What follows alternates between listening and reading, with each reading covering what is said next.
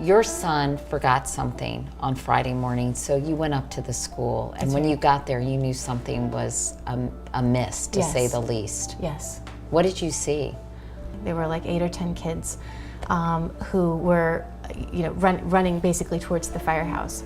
And I, obviously thought that was odd. But when I got out of the car and started walking towards the building, I noticed a car, in the drop-off area in front of the entrance, like a black hatchback, had all the doors open and like black sweatshirts strewn around it. And again, I thought, well, that's really odd. You don't usually see that at the school. And then I walked to the doorway and there was another mom standing there, and all the while I'm thinking to myself, the building is so quiet, and why is it so quiet? And I said to her, is something going on? And she goes, I don't know, but look. And she pointed and I looked, and next to the door where there's a buzzer, you have to buzz into the building, the whole plate glass window to the right of the door was shattered, and there was glass everywhere. And we looked at that and we said, well, this is really strange. And as soon as those words kind of came out of our mouth, we started hearing gunshots. I knew that it was gunfire, but I just ran, I just ran. You were ushered to safety, you Yes. were waiting by the fire truck, and you started to see kids stream out of the building. Yes. What were those kids doing? Well, it was all sorts of things. I mean, first of all, they were amazing in that they were all like staying in a single file line. Their teachers were at the head of the line, classroom aides were kind of strewn in between, and they were walking very quickly, but they were staying in a line, and the teachers were very much, very focused on their jobs. I was so single-mindedly focused on seeing like my son's teacher, because I knew if I saw my son's teacher, then hopefully, God willing, my son would be in that line coming out. And then you saw him. And then I saw him. And I saw Daniel, and I knew, I'm like, I don't want to make him hysterical. I don't want him to see me hysterical with relief, that he's there. So I just waited for him to come to me, and then I went over and said, hey Daniel, how are you? He goes, Mom, you're like, what's going on? I'm like, it's just crazy, isn't it? And I gave him a big hug, and I said, well, I'm going to walk you down to the firehouse. And he said, okay, come with us. Okay. So I held his hand, and you have twins who are in that kindergarten class, but they're in the afternoon program. Thank God. My twins are in the afternoon kindergarten, yes. So they weren't in the building.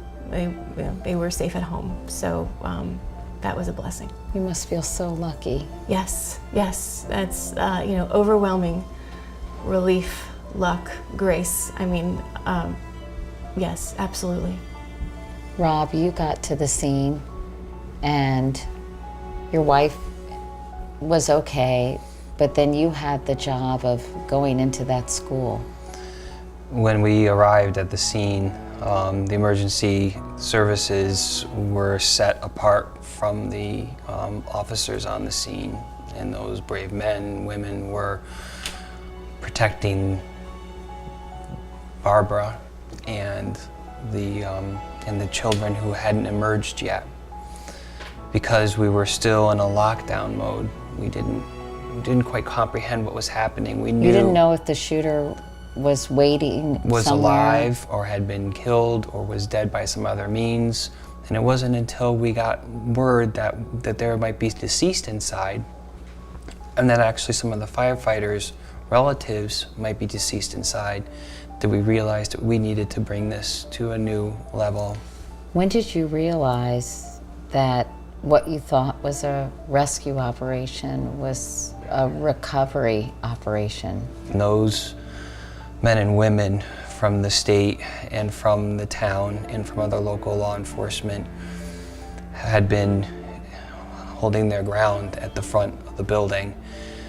When he came over, he had a tear in his eye, and we looked over and we saw those people who looked like they could handle anything, with the armor on and being able to handle a situation that they've probably done before, fall down on their knees and start weeping.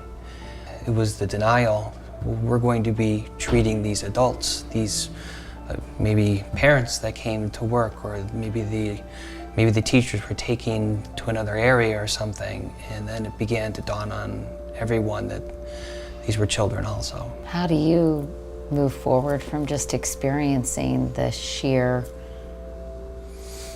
I guess, devastation of knowing that there are children in there that you couldn't help? I do believe that through tears and through sharing and through comfort and support, that there will be a bright day. The first night I came home, I asked Daniel, do you remember anything? Do you want to talk about anything? And he said, as only an 8-year-old can see, and they're sort of there through their eyes, that that the badness is gone. The man is no longer here, and that a new day is tomorrow.